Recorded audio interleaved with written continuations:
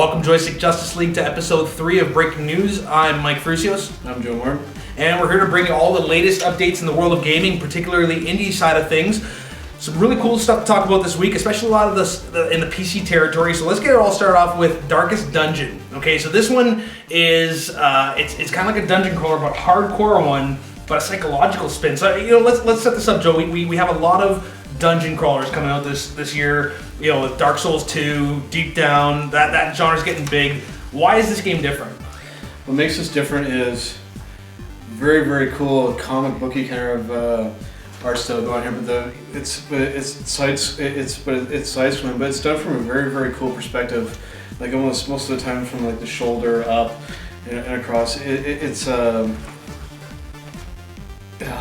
visually very striking. Yeah. I'd say it's it definitely, for fans of Dragon's Crown, absolutely. Child of Light, like this new side-scrolling, hand-drawn RPGs that's coming up. But really, it's the subject matter. I mean, yes, it's a dungeon crawler. Obviously, it's going to be a hardcore experience, lots of cool turn-based battles, but like there's something else going on here, like a kind of a meta level.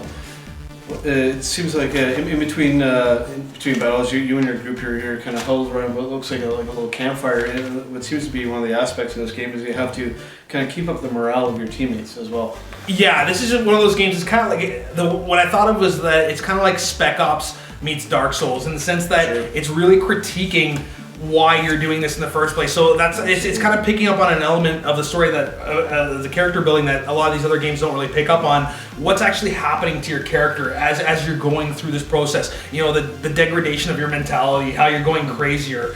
And you really have to keep an eye on your character's spirituality throughout this. Yeah, and it's kind of giving you that reason to be doing what you're doing. Yeah, reason to fight. You're not just fighting yourself. You're not by yourself. You're keeping up the morale of your teammates. Otherwise, if they're not doing so well, you're probably not going to do so hot either. Yeah, but you know what? This game seems dark. I sense that even if you do everything right, it's still setting you up for that really dark finale. I don't think there's anywhere to go but down, kind of like Spec Ops was, or even Hotline Miami, where it's really about the anti-hero and about breaking down the ideas of heroism. So, really cool stuff. This is coming out from Red Hook Games, somewhere in 2014, only on the PC so far. I believe this was recently greenlit on Steam. This seems to be kind of like a new genre, like a new 2D way of interpreting this really cool genre. Anything else to say about Darkest Dungeon? I'm hoping that it won't just be for the Windows PC. I'm hoping personally to see this one on Mac as well, so I'm crossing my fingers for that. Yeah, absolutely. And hopefully Linux too, which as we go down this list, we're going to see that Linux is starting to become another player in the indie arena. Like there's a lot of stuff getting poured over to that platform. Staying in the RPG realm, there's a really cool game coming out of St. Catharines, Ontario. This one's called Rollers of the Realm. So this is a company called Phantom Compass, summer again in this year, out of Ontario. What did you see from this? What's so cool about this is that this is taking two separate genres that would be very cool just by themselves, but this is an RPG pinball game. Yes. Too cool. Multi-level pinball. So we're going back to the days of Crew Ball for the Genesis, and specifically Sonic Spinball for the Sega Genesis as well, where there's an adventure through line, and not only that, but you've got powers you can upgrade. Yeah. There's magical spells. It's not just a straight up pinball game and making it look like an RPG. There's actually those RPG elements right in the gameplay. Yeah, it's something we saw that was Zen Pinball starting to bring back into the mentality of pinball. Trying to take it outside of that box and really try to make something that you couldn't play in real life, and that's what I really like about this. That's a big thing about Zen Pinball. There's things you couldn't do in a real world pinball team. Oh, especially when you get to the Star Wars tables game. That's what it is. Again, multi-level. It's just like you're actually going through this very cool, detailed plotted world, but like using the pinball as your force. So recalling games like Odama for the GameCube. That's something that's coming for PC only again. For fans of pinball, but for also fans of just questing RPGs, there's so many things going on in this game that I don't think you could be too displeased on any front. So we got a big list here. Staying on in kind of like the hardcore territory. One that came out for the Xbox 360 back in 2011 is now getting a multi-platform release on Wii U, 3DS, PS4, and Vita sometime in Q1 of 2014. That's Abin Hawkins and the 1001 Spikes. So you like these kind of games. What can you tell us about the 1001 Spikes? I think for anybody that's going to be like a fan of like the botchy Meat Boy, this is definitely in that vein. Yes, the very hardcore, specific timing, like very, very nuanced Twitch-based gameplay. That's what 1001 Spikes is all about. This is a company out of, I believe, China or Japan, somewhere in Asia. They're called 8-Bits Fanatics, so they're really into like this 8-bit resurgent stuff, but they do, you can tell just by the way they market their stuff, they really appreciate the hardcore elements of old school platforming gaming, especially in this age where people keep talking about games holding your hand. This is definitely one of those games that does. They even touted it in their trailer as a game that nobody's going to be able to beat. Except for you. That's a challenge. And that's a definite challenge. So, obviously it has to be beaten. But, again, as Joe was saying, for fans of Boshi, Super Meat Boy, just very specific kind of stuff, I can definitely see this being like a streaming classic for sure. And it's coming out on the portable platforms too, which is very, very cool, which is something that Super Meat Boy and I didn't do. Because these games, these were meant for like a portable platform. Absolutely, you can play a level and you can feel satisfied just because you beat that one. It's like Super Meat Boy. You could spend, maybe an hour or two trying to perfect one level, and that's your experience right there. You can be satisfied with that. So I can see good things happening from this one. So that's multi-platform now. That's still on 360 right now if you want to play it like this instant, but it is coming out for other platforms, especially the Wii U, which I think is the perfect platform for those kind of hardcore experiences. And then more of those have to come up for the Wii. Definitely. So staying on the platforming side, Murasaki Baby. This is one that's got people puzzled all over the place. So this is one that you constantly see. Oh, one of the weirdest games coming out for the Vita. So you seem pretty intrigued by this. What did you see from Murasaki Baby? This game it's a touch base. It's definitely set up for the Vita. But what's really cool about this is number one, it has a really, really cool art style. The main premise of this game is you have your character, and the idea here is that as you're guiding along, you have to clear the path and make it safe for her. Otherwise, you're dragging her across. If you're coming into a dark spot, she's not going to want to go there. You're going to have to light up the area to clear or take out an enemy that might be there.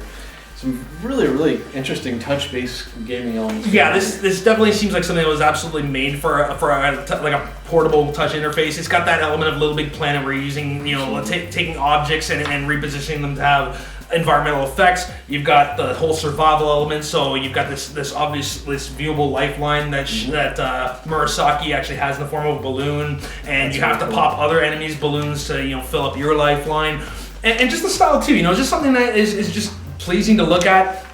Immediately reminds me of Escape Plan for the Vita, just in terms of that, again, that touch-based puzzle platforming where you really have to, it doesn't really tell you what you need to do, you just have to kind of play around with the environment. It's like a game that was ripped out of like a Tim Burton universe. It's got the total Tim Burton look to it. Yeah. Very gothic, very cool animation. So this one's coming out for the Vita, and again, just another one of those exclusives that that the Vita really needs to be taken seriously as like a competitor to the 3DS. Yep. So that's from Ovo Sonic Go, Murasaki Baby, coming somewhere again in 2014. These games are really early on the horizon, so we don't really have any release dates, but you're seeing them here hopefully first.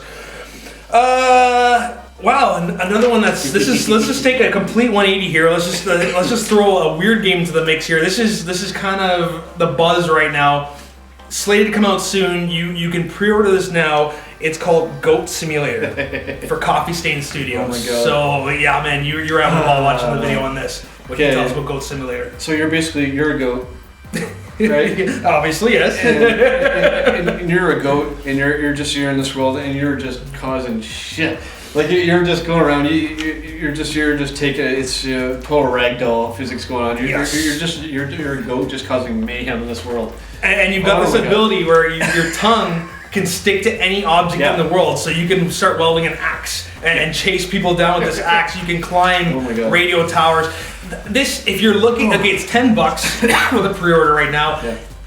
You gotta know what this is about, okay? This is about laughs. This is about just sitting down and having a good time for 10 minutes. Don't expect the story here. Don't expect any kind of progression. This is really just about having fun with physics, kind of like what Pain was for the PS3, or even to an extent what Octodad is, another upcoming indie game for the PS4. Just something fun. Just I totally want to see people stream this and see how they react to all the inherent hilarity that can ensue in the environment here.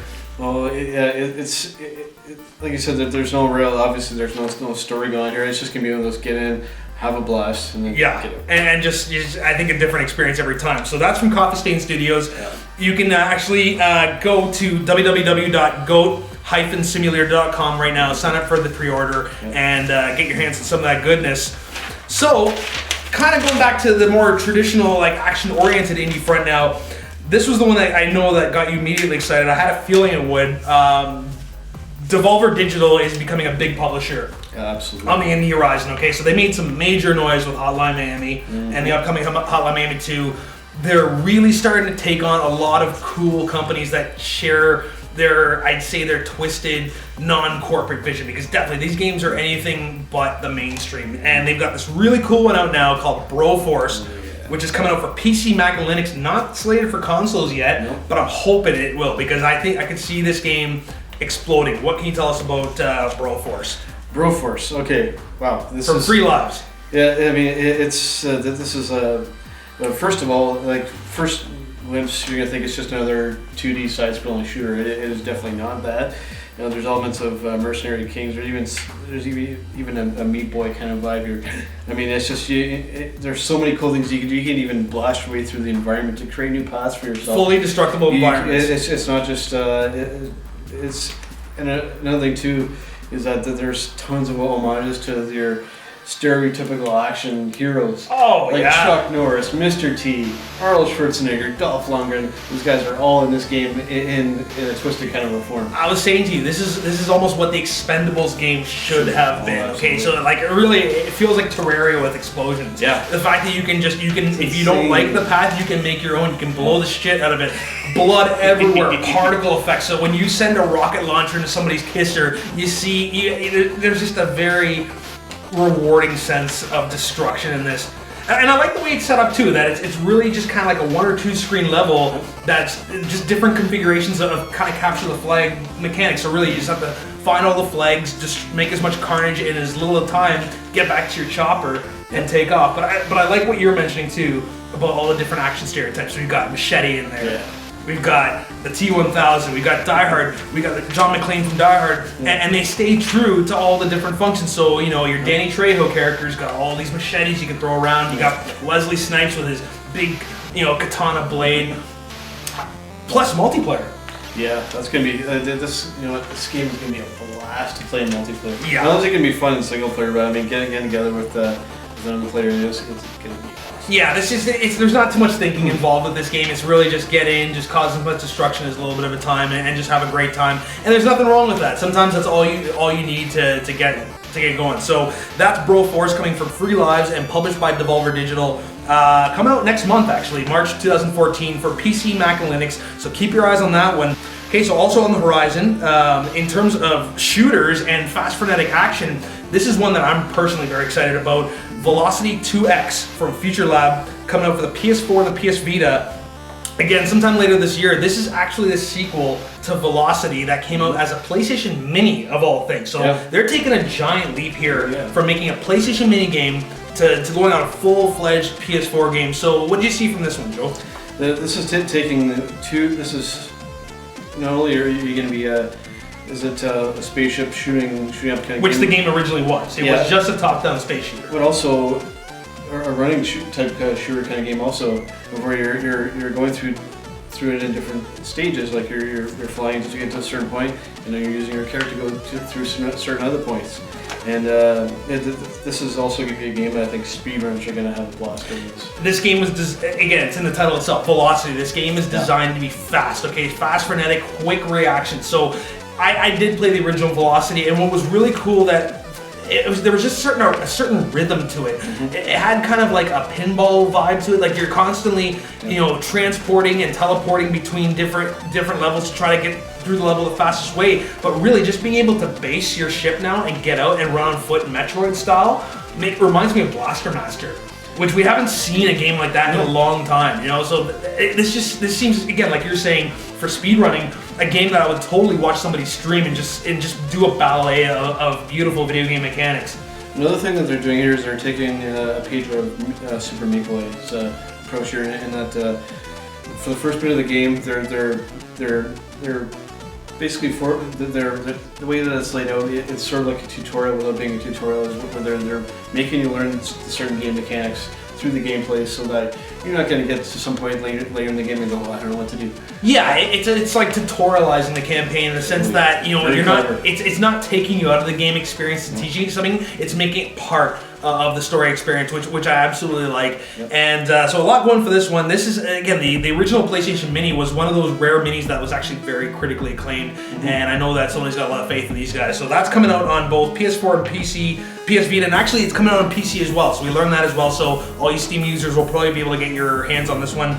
Take a look at it. Staying in the space genre, this one looks really 90s-ish, this next one. Paradise Lost, First Contact from As 3 Works. So again, TBA 2014, what can you tell us about this? Another PC, Mac, and Linux. Yes, another Linux title. We're seeing Linux pop up again very many times now, and Mac too. Yeah, and the art style immediately reminded me of these old, all these the same style, like the graphics, like the way the characters are. It remind me of games like The Dig, and like these old LucasArts classic games. But what's really cool about this, and I wish more games would do this, is that you're not playing as the good guy. You're playing as you're the badass alien. Yes, exactly. So it's survival horror, but from the opposite spectrum now. So you're not playing the spaceman trying to get out of the space capsule. You're actually playing stealthily as an alien, using the environment, using your innate powers to create traps, distractions. So you can do a spine control where you can actually control the spaceman and make him go where you need to, camouflage. So it's kind of like, again, you're right. It feels like those old LucasArts games, like Escape from Monkey Island, and it even has a touch of like Out of This World and flashback to it in a sense that it's this 2D side-scrolling story adventure. So it's not really about shooting, but it's more about careful planning and strategy. Yeah, there's going to be several different ways to go about this. Yeah, that's what the trailer really highlights, the fact that there's so many different ways to approach a level and to figure your way out of each situation. Yeah. So really, again, this new trend of really bringing your own personality, like you're saying with Meat Boy or any of these other games where there's just 1,000 ways to approach the level. But again, just for people who grew up in the 90s and are really big fans of like LucasArts and like those old kind of games, you're really going to get into this stuff with a beautiful like pixelated style. So on to our final game of the list today. This one was actually a little misleading, okay? So I almost missed this game because of the title. It's called Space Pirates and Zombies 2, coming from MinMax, summer again later this year. This is a sequel to like a top-down game. This is actually not like a Plants vs. Zombies clone, even though it sounds like it. This is actually like a 4X game, okay? Yeah. So what did you see from this one? Well, first of all, Canadian developer out of BC. Yes, another Canadian developer. Lots of stuff going on south of the border. Absolutely. I mean, north of the border, sorry. And immediately this, back in the PCD, I used to be a big fan of like Homeworld, and this seems like it's that kind of deal going on, but with some other really cool elements. And that's how you're evolving your ship by salvaging and adding more onto yourself. Yes, exactly. So there's a bit of a Colossatron vibe in the sense that you're constantly building on your ship. I even saw a bit of the gummy bear missions in Kingdom Hearts, where you're constantly adding new things to your vehicle depending on new things you collect to truly have this really original type of vehicle. But I think the fact that now this sequel actually takes it into a quasi 3D realm is really what's gonna make the graphics shine and really gonna get you more immersed into that experience. I mean, I can see why the original was popular, cool 2D, top-down 2D concept, but I was just really struck by how colorful this was. Like how there's just so much creativity to this, and it's not only single player. So now let's not. Like, the one cool thing about the single player is that they mentioned in the about this game is that the universe evolves no matter what you're doing, whether you're playing or not. So all the decisions you make are going to have an effect on how the world constructs. That's very cool. It's a good thing you brought that up. Maybe you can be away from the game for a while and come back and then probably discover that things aren't quite how you left them. Yeah, so in that kind of, like, I hate to compare it to Animal Crossing, but really it's that kind of vibe, like where the game goes on without you. And not only to mention that, but you can also they also have like a multiplayer component to this, like an arena battle. So again, this seems like one of those I don't see this being a massively popular game, but I can see this having a strong following when this drops. There's a lot of potential for this game. Yeah, definitely. So that is Space Pirates and Zombies 2 for MinMax. So that kind of wraps up the breaking news part. Let's just kind of finish off the show talking about what we usually talk about, how we finish off the show, what we're playing this week. So Joe, what's firing your guns right now? I've been playing mainly on call it PC. I'm a Mac guy. You're a Mac guy, right? You can just say it. Yeah, I'm not ashamed to say it. But I've been playing, first of all, some Zen Pinball. You've been playing some mad Zen Pinball. I've been playing the crap out of Zen Specifically, Pinball. which tables? Because there's a lot of tables on Zen Pinball. I've been playing mainly the Fear itself, also the Avengers, but mainly the Darth Vader. Yeah, you've been racking up some crazy scores. What did you get on Darth Vader the other day? Up over 60 million now. 60 million. Wow. Okay, so you are a competitive player. What do you like about Zen Pinball? What is it? Because there are a lot of other pinball games out there. There's Pinball Arcade. What's so cool, and especially on some of the Star Wars tables, is that there's stuff that you can just do on the Zen Pinball tables that just aren't possible on a physical pinball table. That's what I find. It's just a blast about playing Zen Pinball. And I know you've been playing a fair amount of this lately too. So. Yeah, I absolutely agree. It's just the fact that they take you beyond the borders of the pinball table itself, beyond the glass, beyond the walls, and actually some really stunning mini games. Like especially, I think it was at the Empire Strikes Back table, where there's like a lightsaber fight that you can do with the bumpers. Just so much variation. Every table's got its own strategy. Some are high-speed tables, like the Fear itself, like you were mentioning.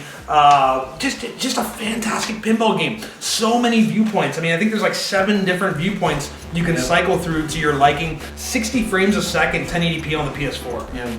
One thing I would like to see more to it is that it seems like there's some tables that are on some platforms and some that aren't. I would like to see. I'm not trying to be critical of this game, but I would like to see all the tables available on all the platforms, and I would also like, especially with the leaderboards, to see some. I would like to see I'm playing on the Mac. I'd like to see how my scores are racking up against what you're playing. Exactly. I don't think it'd be awesome to actually unify all the different platforms into one global leaderboard. It's a small little nitpick that I have, but I mean, other than that, it's a fantastic game. Yeah, I mean, it's just they've got some incredible licenses attached to it, and even outside of Marvel and Star Wars, you have other stuff like the Tesla table. You have the fantastic Plants vs Zombies table. So a lot of great stuff coming from ZeniMax Media with the Zen Pinball series. It's free to play right now, and you actually on the PS4 you can get a free Sorcerer's Tales table to start off your collection. Anything else you've been playing? My other game is, probably not a surprise here, I'm still playing Super Meat Boy. Right? I'm at a point now where I'm stuck on the third world boss, and I've been stalking on for like a little month now, and I just like. Yeah, I still love this game, but damn it, I'm stuck. I'm gonna do it, but like, ugh. How does it feel, Joe? Because this is gonna relate to what I'm gonna get into my game next. How does it feel when you have to go to bed at night and you still haven't beaten that boss? You have no closure to your night. Yeah, it's just like I just wake up in the morning going, like, damn it, I didn't know get to it at all. Like it's just like I just got my ass kicked to me, like. This is what's happening to me in the game I'm playing right now, and you saw this the other night, Metal Gear Rising Revengeance. So I know this isn't a new game, this has been out for about a year, but it took me a while to get into it. I'm so glad I am. This game is fucking amazing. It is short, I will say that. It's about, I'd say, an 8 to 10 hour campaign, but you know what? It's one of those games that the controls, the action, the voices, the music, the graphics. It's just really. Platinum Games. Yeah. I'd say other than Rockstar and like up with Rockstar and like Naughty Dog, they're like one of my new favorite developers. I've been on a big Platinum Games kick lately. Ever since I started playing Metal Gear Rising, now I've gone back to Bayonetta, Vanquish. What else was it? Anarchy Reigns was even up my alley, even though it didn't get the greatest review. But Metal Gear Solid feels like the culmination of everything that Platinum did before. So it's got elements of Vanquish, it's got elements of Bayonetta, but just really cranking out that 7th generation hardware. It's 60 frames a second for the most part on the PS3 and Xbox 360, and it looks great to boot. Then you got to the end boss? We got to the end boss. So you watch me. I think I struggled for about 5-6 hours. To watch. Yeah, I know it was painful. God. It was painful to play. So Yeah, just after 6 hours, you think, okay, you know, God's gonna give me some justice here. I'm gonna go to bed satisfied, having seen those end credits. No, I'm still working on him, so you can see me tackle him again next on 24-Bit Heroes on Twitch, and hopefully beat this fucking asshole. But otherwise, fantastic game. I can't wait to see all the stuff that Platinum Games is gonna be coming out with next. And yeah, I mean, I guess the only other game I've been playing is really the Zen Pinball as well. So I think that kind of ties that up. So yeah, so that's been another great episode of Breaking News. I'm Mike Frucios. Joe Martin. And stay tuned for a lot of other great stuff, especially this new show we're coming out with next called Betamax, where we actually start playing through betas and demos of works in progress. So let's actually end off the show with one last game that we're going to be featuring this week coming up, Bloodlust. Yes. Very interesting with this is that we were actually contacted kind of out on the blue on this one. Yes, yes. The developer out of San Diego. WRF Studios, they approached us to see if we would play the demo and tell them what we thought, and we actually have played some of it, and I think it's very cool. It's going to be another dungeon crawler in that vein, but what I like about it is that while a lot of these dungeon crawlers that are coming out in the springtime and summer are kind of fantasy-based and medieval-based, this one goes into the vampire realm, very cool. Which is completely different. So you not only have cool sword and shield fights, but you also have vampire abilities. You can suck blood off of your enemies, and what the whole point is to build the best bloodline you can do by playing through like this semi-open world experience. So yeah, some really awesome stuff. Like it feels like a AAA experience. It really does. So it's these guys are clearly putting some work into this. So I'm looking forward to seeing the final product. Yeah, especially from a small team, I'm pretty amazed with what they've been able to accomplish so far. Especially what I can see running on my shitty setup. I mean, I'm sure it would look pretty awesome on a dedicated gaming PC. So stay tuned for our new show, Betamax. In addition to all the other great shows like Joystick Justice League Battle Arcade and Rage Quitters, we have a new episode of that coming up with Hotline Miami. So tons of content coming from Joystick Justice League. Make sure you subscribe to us on YouTube, like us on Facebook, and maybe you could also tell us about one of our new friends too. Yes, so we have a friend of ours who actually appeared on our last Roundtable episode. Mr. Jake Tour. Who just recently created the Recoil Gaming Network. And he's actually been doing he's been streaming some stuff on Twitch, and he's actually posted his last two streams on YouTube. Yeah, Recoil Gaming Network on Twitch and YouTube, and yeah, he kicked things off with Diablo 3 Reaper of Souls, the new expansion for PC. That's also coming out for the PS4, I think, in the summer. So, and a fantastic broadcast. He's really got like the quality. He knows what he's doing. You know, we obviously talk about that in our Roundtable podcast. We even did some State of Decay last night, which he actually just recently posted too. So. Yeah, so again, just from all corners of the Canadian universe in this area, we're making it happen, folks. So stay tuned to what the future has to offer. Any last thoughts before we wrap it up? Not that I can think of. All right, well, guys. So again, I'm Mike Frucios. I'm Joe Warren. Game on, guys. Peace. Yeah.